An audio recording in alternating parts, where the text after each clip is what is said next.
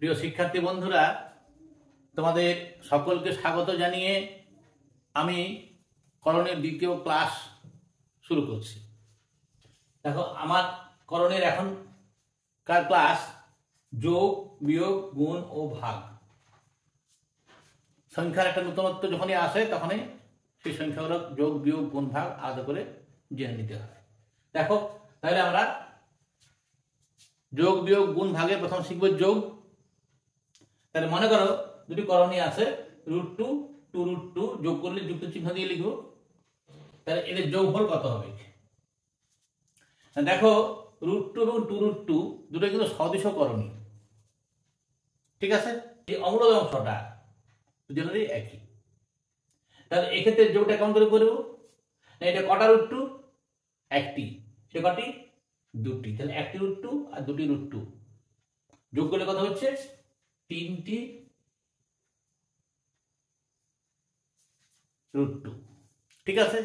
অর্থাৎ বীজগণিতের যোগের মতন আমরা বীজগণিত যেমন 2x যুক্ত 3x সমান 5x করি, অর্থাৎ x এর সহগগুলির যোগফল সমান অত x। ঠিক সেরকম এখানেও ইয়ার সহগ 1, ইয়ার সহগ 2, 1 এ 2 যোগ করে 3, 3√2, ঠিক আছে? তাহলে দেখো এবার পরেরটা নিশ্চয়ই সহজ হবে। পরে দেখো আগে √2, √3, √3, √3 তিনটেই সদৃশ করণী, সুতরাং এদের যোগ হবে। এবার যোগটা কেমন হবে? না দেখো, 5√3, 6√3, 10√3, তার মানে 5 আর 6 11 আর 10 21 সহগুলির যোগফল। আর প্রত্যেকের √3 আছে, সুতরাং 21√3, ঠিক আছে? দেখো, আমাদের সংখ্যা বোঝানোর জন্য আমরা আরেকটা দেখে নিই। এরপর দেখো 3 নম্বরে দেখো 2√3, 4√2, 5√3, √2। এখানে দেখো দু রকমের করণী আছে। একটা আছে √2, একটা আছে √3।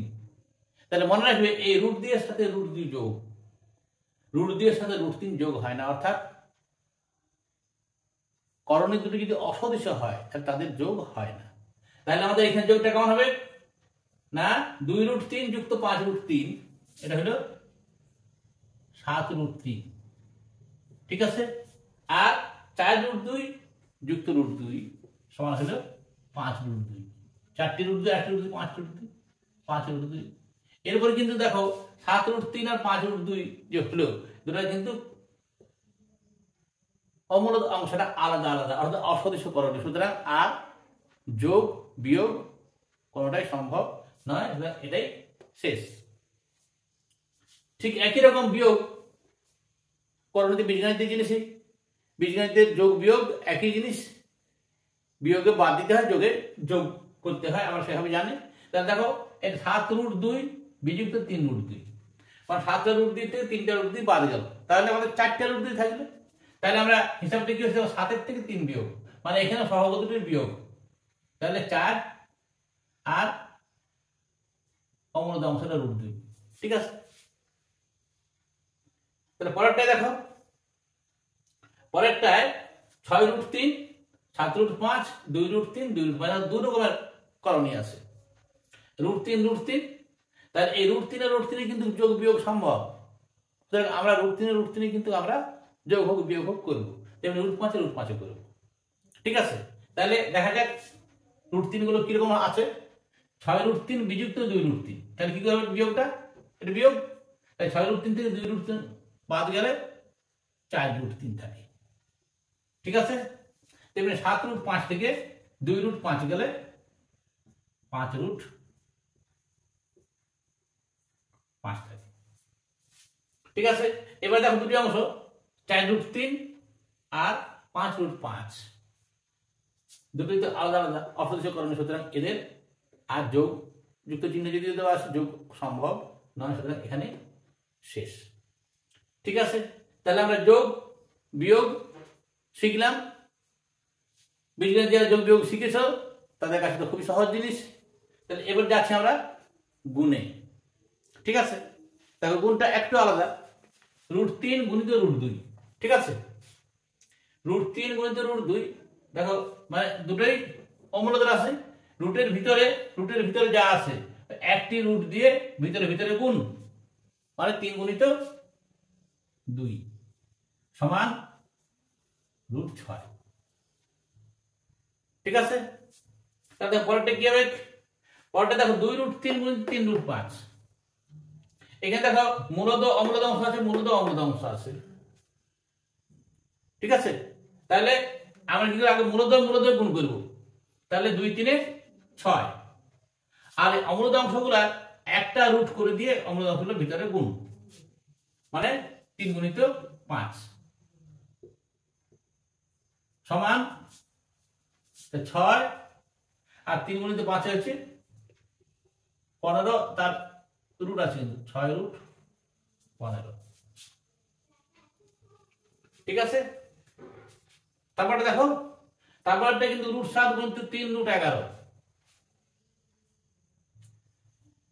এখানে দেখো প্রথমটার অমূলত অংশ নেই, মানে 1 আছে তুমি ধরতে পারো, তারপরেরটার মূলত অংশ 3 আছে, তাহলে এটা 3 × 3 বা তুমি 3 এ রাখতে পারো, আর রুটের ভিতরে 7 11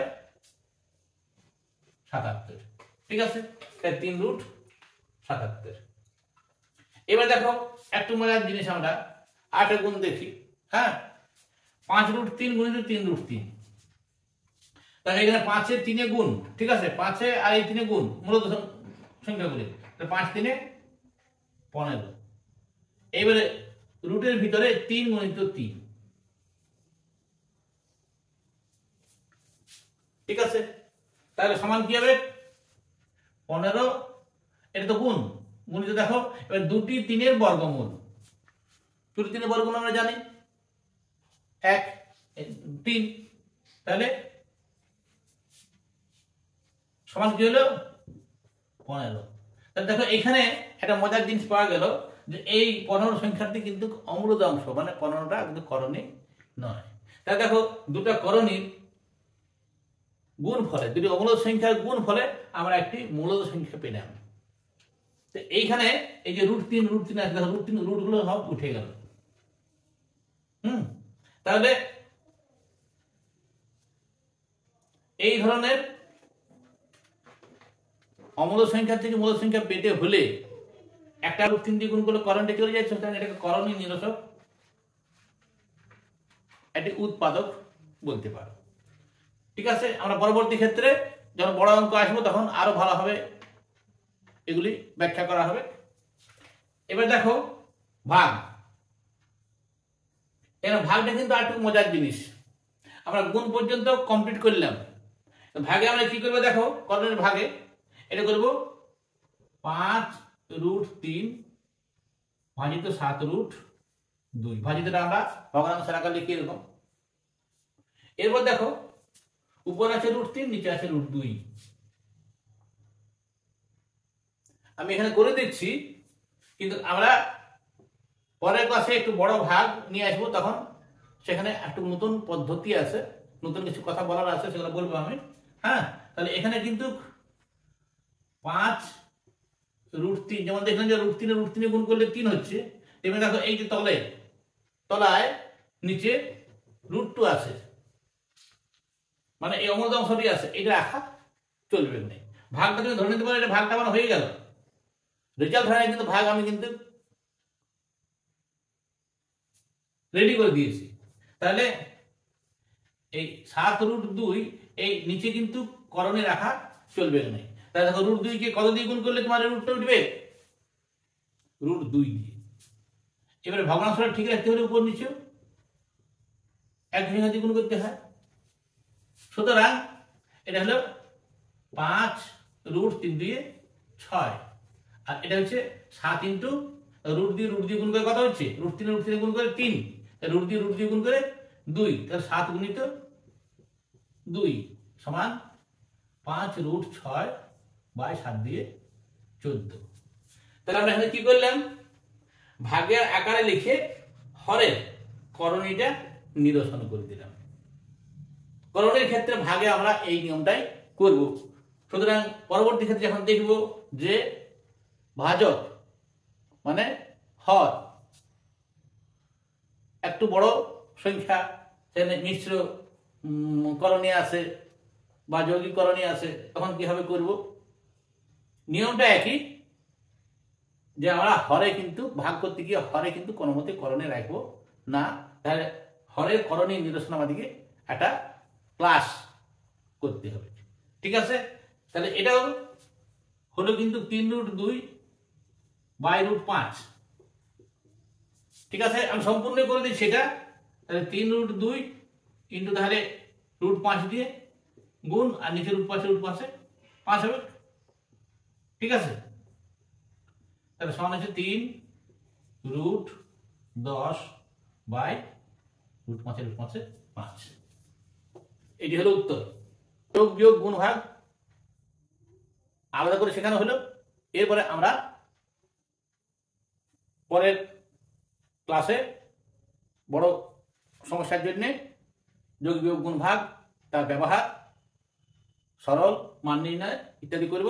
তবে সবার আগে আমরা ভাগটা আরেকবার দেখে নিব, সেখানে আমরা হরের করণী নিরসনের সাহায্যে, কেন হরের করণী নিরসন একটা গুরুত্বপূর্ণ জায়গা, ঠিক আছে?